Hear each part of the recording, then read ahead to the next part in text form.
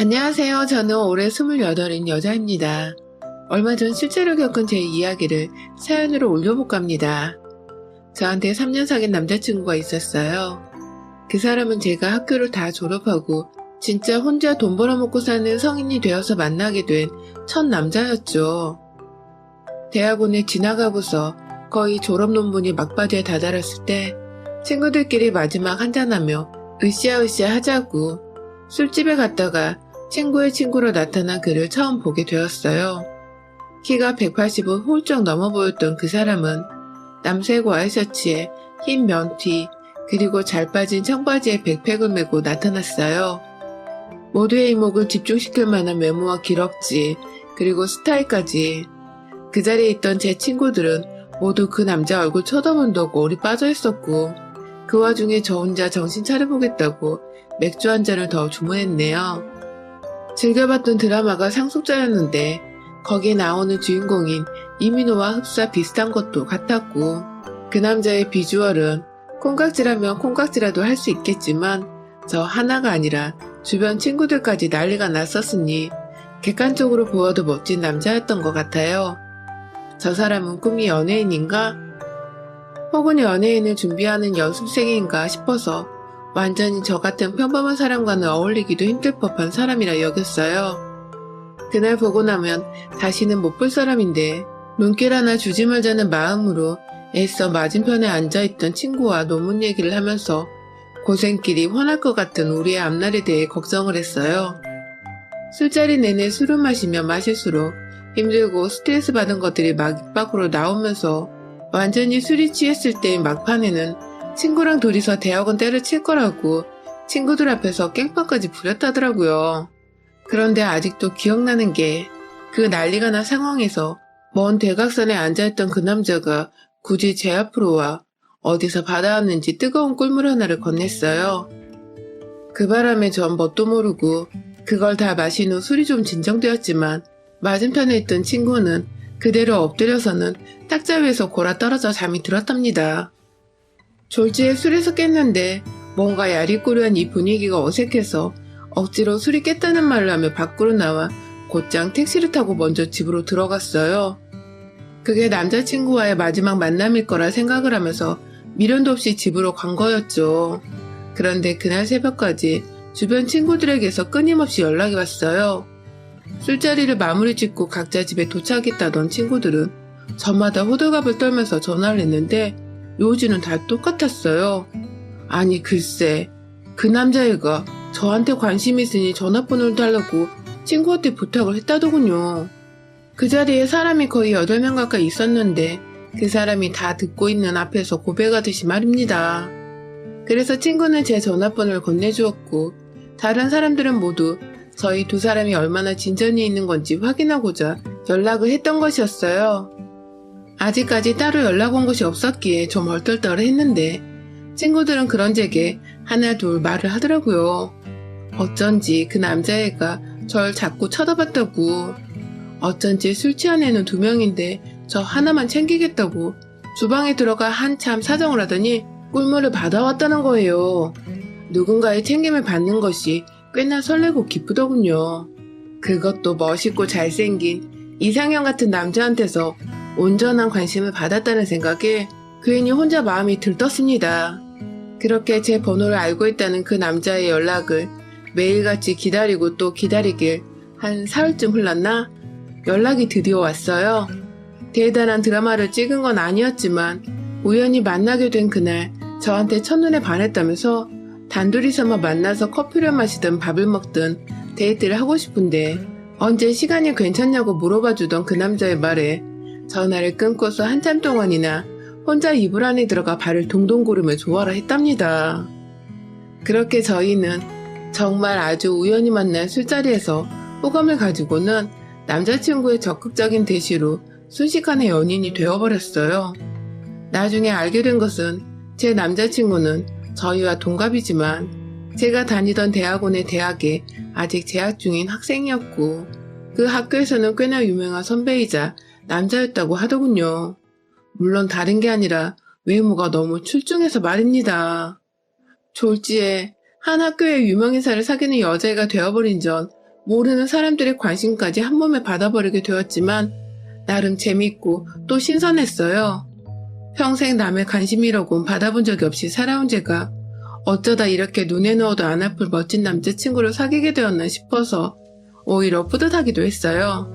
이랬던 남자친구와 저는 거의 3년을 가까이 연애를 하면서 깊은 관계를 유지했습니다. 제가 외모만 보았더라면 절대 이 사람과 오랜 시간 만나지 못했을 거예요. 잘생겨봤자 성질머리가 더러우면 상종하고 싶지 않았을 테니까요. 하지만 이 사람은 외모만큼이나 성격이 참 고운 사람이었어요.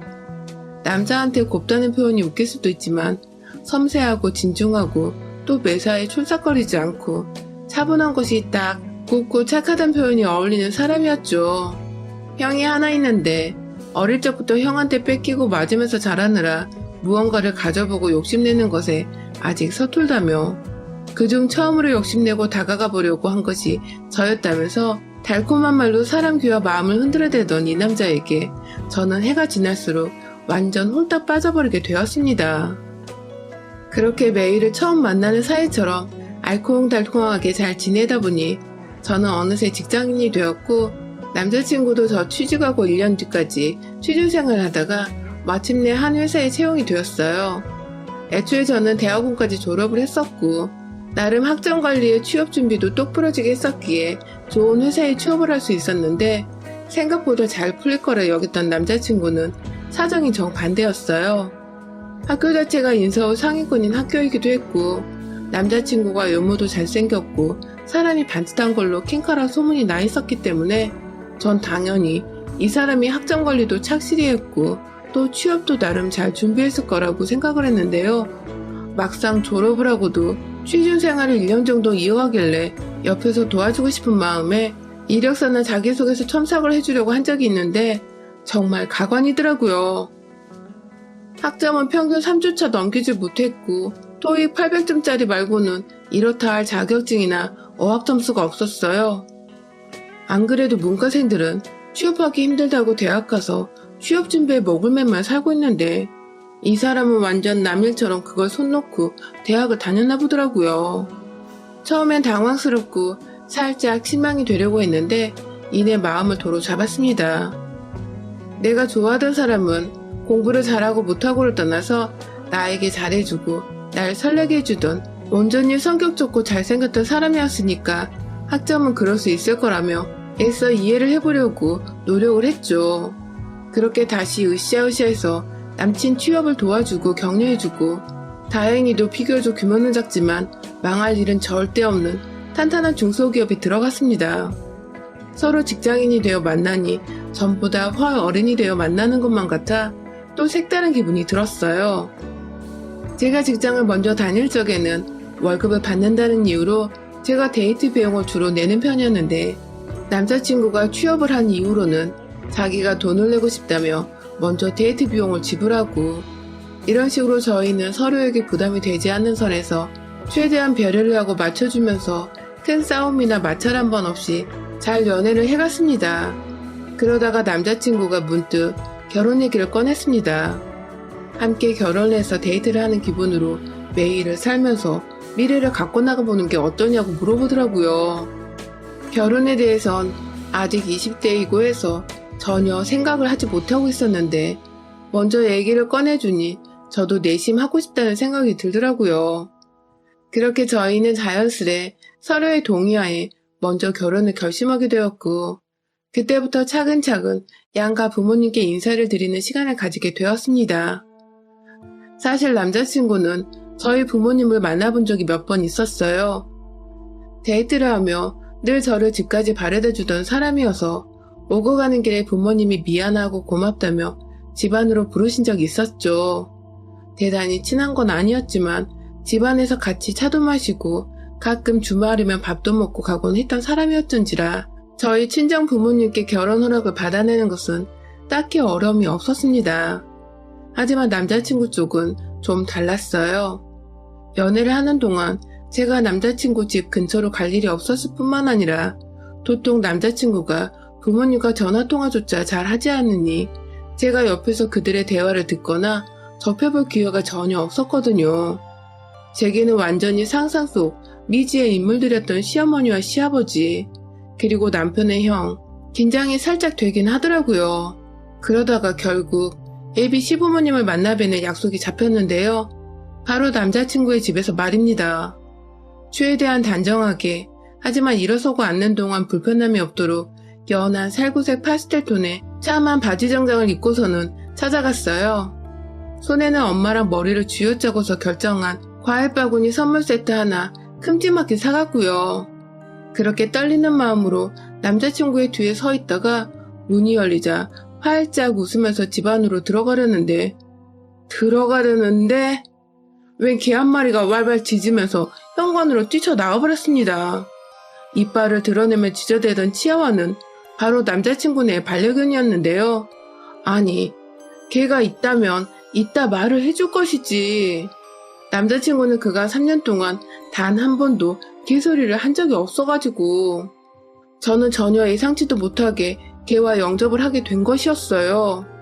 얌전하고 귀여운 개면 모르겠는데 막 자꾸 으르렁거리고 물기 직전으로 달려들려 하니 저는 그만 겁에 질려서는 남자친구 뒤에 꼭 숨어버리고 말았죠. 그런데 그게 저희 시어머니 눈에 미운털이 박히게 했었나 봅니다. 시어머니는 첫 만남부터 며느리가 될 애가 인사는커녕 개 피한다고 아들 뒤에 숨어서 나오더라느니 적잖게 기분이 상하셨나 보더라고요. 개를 무서워하냐고 그 한마디만 물어봐 주셨더라면 제가 어떻게든 양해를 구하며 죄송하다 말씀을 드렸을 텐데 시어머니는 그 첫 만남 첫 순간부터 내 애완견을 싫어하는 며느리라며 딱 단정을 지으시고는 그날 인사드리는 자리 내내 치아와를 두 팔에 안으시곤 그 개가 절 으르렁하며 노려보고 있는데도 단 한 번 괜찮냐 묻지도 달래주지도 않으셨어요. 저는 내내 혹여나 시어머니가 저 개를 놓쳐서 이 개가 나한테 달려들면 어쩌나 싶어 불안해했고 저 같은 비반려인은 생각조차 해주지 않는 시어머니 태도가 오히려 제게도 영 껄끄럽게 좋게 보이지만 않았습니다. 저 혼자 괜찮다고 상관없다고 하기엔 제가 분명 개를 좀 무서워하는 편이었기에 그냥 넘길 수 없는 문제였고 그렇다고 반려인인 어머님이 조금은 이해를 해주시고 강아지를 어디 안에 잠시 놔두든 강아지 집안에 잠시 놔두든 할 수 있었을 텐데 어머님은 저 보란듯이 일부러 그러시는 것 같았어요. 그러다 결국 사건이 터졌어요. 밥이 다 되었다면서 일어나시는 시어머님이 개를 확 바닥에 두시는 바람에 그 개는 자기 몸이 자유로워지자마자 벼르고 있었던 저를 향해 달려들었고 졸지에 저는 놀라 도망치려다 결국 제 바지가 뜯기고 종아리 부분이 살짝 물리고야 말았습니다. 네, 결국 피를 본 것이죠. 그 바람에 남자친구도 놀라 순간적으로 어머니께 소리를 쳤어요.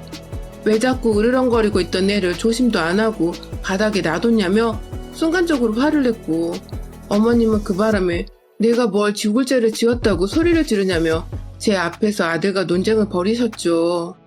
졸지에 당황스럽게도 죄인이 되어버린 저는 시아버지와 멀뚱멀뚱 서로를 바라보며 괜찮냐, 괜찮다는 뉘앙스만 반복해 주고받았고요. 정말 그날 밥이 코로 들어갔다 해도 믿을 만큼 앞에 있는 시어머니 눈치 본다고 아주 정신없이 먹었습니다. 이 결혼은 아무래도 안 될 것 같다고 머릿속으로 막연히 정리를 하고 있던 그때 남자친구가 먼저 우리 결혼을 허락해주는 걸로 알겠다고 지멋대로 어른들 앞에서 확정을 지어버렸고 더 놀랐던 것은 그래 하면서 지금까지 있었던 일이 마치 없었던 일인 것 마냥 쿨하게 결혼을 승낙하시는 어머님이었어요. 뭔가 가운데서 시아버지와 저만이 이 상황이 이해가 안 간다는 듯이 어처구니 없이 쳐다보는데 남자친구와 어머님은 모든 일이 이미 다 지나가버린 과거라도 된다는 듯 태평하게 밥을 먹고 결혼 준비 얘기를 물어보고 그렇게 저의 첫 시부모님과의 만남은 롤러코스터를 타듯 천당과 지옥을 오가며 끝이 났습니다. 그리고 나서 몇 달 후 저희가 다시 상견례 자리를 가지게 되었어요. 이번에는 서로의 양가 부모님을 모신 채 함께 바깥에서 저녁을 먹는 시간이었죠. 주말부터 저희 엄마는 미용실에 가서 머리를 하고 간단한 메이크업까지 돈 주고 받으시며 곧 있을 상견례 준비에 정신이 없으셨어요. 차 막히면 안 된다고 2시간 전부터 출발해서는 결국 밥 먹기로 한 한식당에 1시간도 더 일찍 도착해버렸고, 그래도 기다리는 게 늦는 것보다 괜찮다는 아빠의 말씀에 저희는 다 같이 자리에 앉아 본인들이 얼마나 저희 결혼을 축복하는지에 덕담을 해주시고 대화를 나눴습니다. 그러다가 약속 시간이 되어 저희도 준비를 하는데 10분이 지나고 20분이 지나도 도무지 도착할 기미가 없던 남자친구네는 결국 40분이 다 지나갈 때쯤 식당에 느긋하게 도착을 했어요. 옆에서 미안해 죽으려는 남자친구와는 달리 차가 좀 막혔다고 한마디 던지시는 시어머니 모습에서 저희 가족 모두 표정이 얼어붙었죠. 말 그대로 사돈과의 기싸움을 시전하고자 하는 예의 없고 철딱선이 없는 시어머니 모습에 실망을 해버린 것이었죠.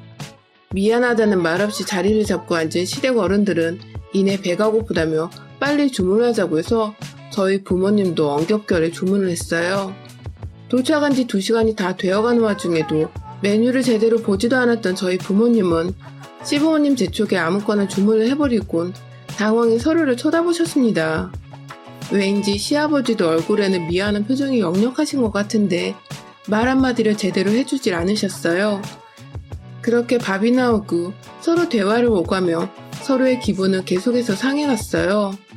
시어머니는 제가 일단 남자친구보다 학력이 더 높다는 것에 왜인지 자격지심이라도 드시는 건지 자꾸만 자식들 일자리를 얘기하고 있는 와중에 대학원 나와봐야 필요가 없다면서 그건 다 돈지랄이고 취직 못하는 애들이 진학하는 거 아니냐며 까내리는 말씀을 하셨습니다. 제가 바로 앞에 있고 남자친구도 그쯤 하라고 말을 자제시키는데도 뒤늦게야 아, 너도 대학원 나왔다며? 하시며 저를 꼽주시던 시어머니. 당연히 저희 부모님은 표정이 좋지 않았죠. 그러다가 또 회사 얘기가 나오면 좋은 회사 들어가봤자 여자애들은 시집가고 애 낳으면 잘 풀리지도 않는다며 그냥 집에서 조신하게 남편 기 살려주며 뒷바라지 하는 며느리 아니면 결혼 허락할 생각이 없다는 등의 구시대적인 발상을 말로 꺼내시며 탄식을 하시고는 또 뒤늦게야 아, 너도 회사는 큰데 다니지? 곧 잘리겠구만 하면서 결혼하고 남편이나 잘 챙겨주라고 그걸 덕담이라고 짓거리고 계시던 시어머니. 점점 저희 부모님은 말씀이 없어지셨고 급기야 아버지는 입을 꾹 다물어 버리셨습니다. 남자친구와 예비 시아버지도 그런 저희 아빠 표정을 보시고는 이제 진짜 안 되겠다 싶었는지 시어머니 말씀하실 때마다 헛기침을 하시고 괜히 한번 쳐다보며 그만하라 눈치를 줬는데 시어머니는 이 자리에서 완전히 사돈기를 죽이고 아들보다 좋은 대학 나와 좋은 직장 가진 며느리 기세를 꺾어보기라도 하겠다는 듯이 말을 이어가셨어요. 그러다 결국 하지 말아야 할 소리까지 필터링 없이 꺼내셨습니다. 아니 글쎄 마지막까지 그래도 사돈이라고 비유를 맞춰드리고 상대를 해드리고 있던 저희 엄마한테 사돈 되실 분이 참 성격이 둔해 터졌다며 제가 하는 말 다 알아듣긴 한 거죠? 하면서 지금껏 제 욕을 돌려 말한 것을 저희 엄마가 이해를 했냐는 식으로 비꼬며 물어보는 게 아니겠어요? 이 여편녀가 하다 결국 선을 넘어버린 겁니다. 그 바람에 아버지가 옆에서 참다가 아 진짜 하면서 탁 하고 일어나시는데 제가 먼저 선수 쳤습니다. 딸 자식 잘 키워주신 거 이럴 때 쓰라고 있는 거잖아요. 나 비꼬는 건 참을 수 있지만 내 엄마 내 부모님 우습게 만드는 꼴은 도저히 그냥 넘어갈 수가 없었어요. 음식들을 하나둘 차려져서는 상 한가득 한 장씩들이 메꿔졌는데 제 눈에는 오로지 그것들이 제 입에 들어갈 게 아닌 무기로만 보였습니다. 가장 먼저 한가운데에 자리 잡고 있던 오리밀쌈 세트를 확 시어머니 면상에 부었어요. 말 좀 가려서 하라고 된통 소리를 지르고는 오리밀쌈에 이어 옆에 있던 깻잎과 호박전, 김치의 각종 나물들까지 다 비워져 있던 오리밀쌈 그릇에다가 마구 퍼부어서는 이번엔 시어머니 옆으로 다가가 머리에다 대고 탈탈탈 국물까지 털어서 부어버렸어요.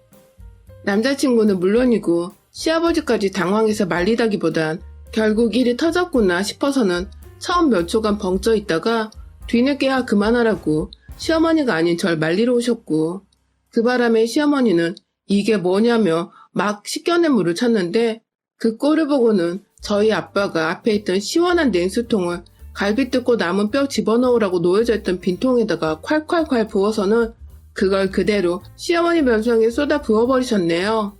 졸지에 식사를 제대로 하지도 못했는데 입이 아닌 온몸으로 받아드신 우리 시어머니.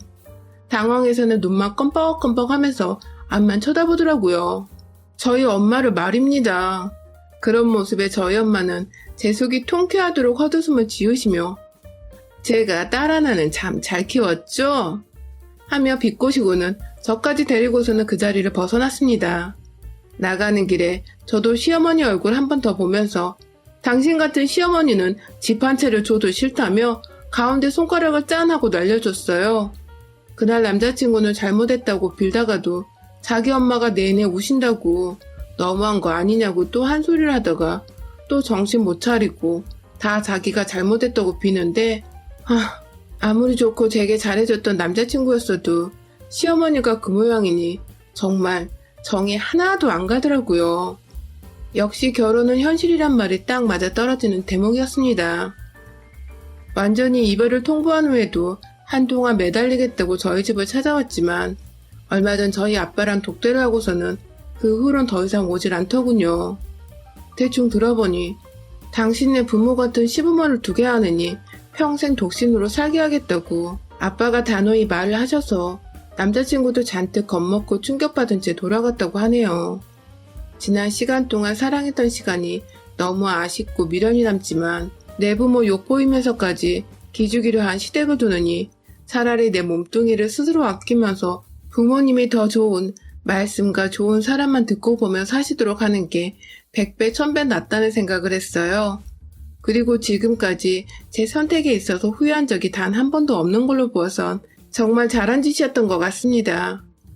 결혼 앞둔 예비 며느리분들 혹여나 저 같은 시댁을 만나려거든 지금이라도 늦지 않았으니 얼른 도망치세요.